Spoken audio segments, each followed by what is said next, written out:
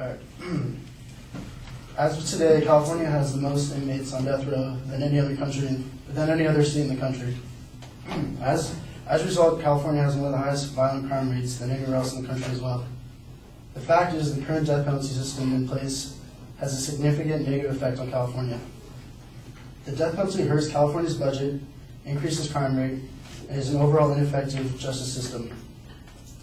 The first reason there is a big controversy over the death penalty has been the financial cost. The death penalty costs more than it does to keep criminals in prison for life.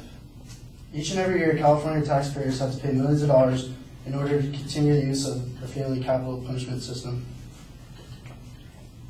With the current economic status of California's state budget, the last thing we need is another system that drains our economy.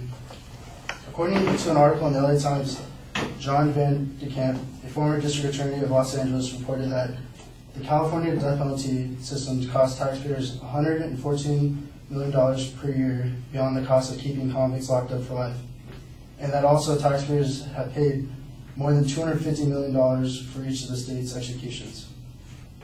Statistics from the Death Penalty Information Center show that California currently has 697 inmates on death row, but has only executed 13 inmates since 1976, which means taxpayers have had to pay the prison bill, which adds up to $90,000 per year per inmate on death row. Whereas if California got rid of the death penalty and kept death row inmates in prison for life, the annual cost would only be $11.5 million. The second reason the death penalty has a negative effect on California is the fact that the death penalty has not been proven to deter crime. A survey given by the Death Penalty Information Center shows that police chiefs believe that the death penalty is the least efficient tool in preventing violent crimes. Whereas if more money and time was spent on drug prevention, then California would have a smaller violent crime rate. So when the death penalty is used, it only sends a message of violence, which does not result in true justice. And so it is not possible to change society of violence with violence. In the words of John Bessler, an attorney and professor of law at the University of Minnesota Law School, he claims that when the death penalty is used, it tends to brutalize society and not make our lives any safer. While many people believe that the death penalty prevents murders, it's actually a false sense of security. Even though the death penalty is an extreme consequence, murderers still choose to take the innocent lives of others. Other statistics taken from the Death Penalty Information Center show that states without the death penalty have a lower homicide rate than states with the death penalty. And so it would be more effective if California got rid of the death penalty and replaced it with life in prison without parole. The third reason the death penalty has a negative effect on California is the fact that the process is inefficient. The biggest issue with the death penalty is that it's not quick and not certain enough. While an inmate spends time on death row, it only contributes more money spent by taxpayers to jail time and court costs. The average time an inmate spends on death row is up to 10 years, with some cases lasting up to 20 years. This is all the results of difficult and long processes it takes to persecute someone to the death penalty. Another reason the death penalty is not popular is that sometimes criminals are falsely accused.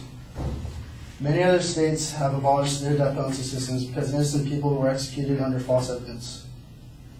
The Death Penalty Information Center shows that since 1973, there has been 138 people released from the death row across the country, with 3 of them coming from California. Even though only 3 people were found innocent in California, it still shows that how the system can fail. So in conclusion, if California can get rid of the current death penalty system in place, it will help improve the state budget, reduce violent crimes, and it would create a better capital punishment system.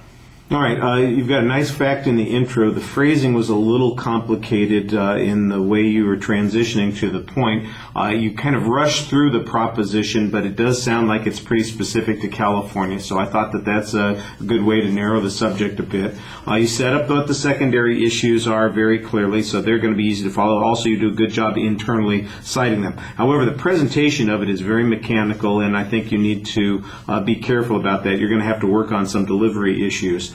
So organization-wise, everything is in good shape. Your supporting information, you depended on a couple of examples early on. The statistics, the information that you have about the costs are primarily factual data, and the cost information is a little inconsistent because at one point you suggest that we're paying all this amount of money for keeping people in jail for a long period of time, and you mentioned a figure of $90,000, and I'm not exactly sure how that cost disappears if people are not being convicted and sentenced to death. They're still going to be in prison, so you have to explain where these savings come from. The evidence that you have from Vandekamp suggests that there's a substantial cost for each execution. Of course, I think that's probably because that we have to maintain the system. We're not utilizing it enough. If we were executing more people, the average cost would go substantially down. Not that I'm sure that that's the most important criteria, but that's the criteria that you're using on this particular point. So I think your cost argument is a little thin. On the argument about deterrence and whether or not it prevents crime, you've got a couple of basic points, but they're very thinly developed. We've got some police chiefs who don't think it's a good idea. You make a vague reference to state-by-state comparisons, and you basically say since murders continue to exist, it's not really very effective. Well, all those points are related to the point that you're making, but I don't think they're particularly convincing. At the end of the speech, when you're talking about how getting rid of this would make a better capital punishment system, that doesn't make any sense at all either. That's just a weird phrasing of it. If we abandon it, it will get better. No, it'll stop existing. I think that's the point that you want to be making. The argument about innocent people being at risk, I think there's a potentially good argument here. Again, it feels a little bit underdeveloped. Everything's organized pretty well, but developed in a slightly sketchy way and could be a lot more convincing. And on the cost issue, for instance, I think you've got good information here, but the way you put it together, it's not coming across as strongly as it could be. Your delivery problems are, there's basically no audience contact, and it sounds like you're reading the whole time instead of talking to the audience, and I think that's going to undermine your credibility a little bit. All right, thank you.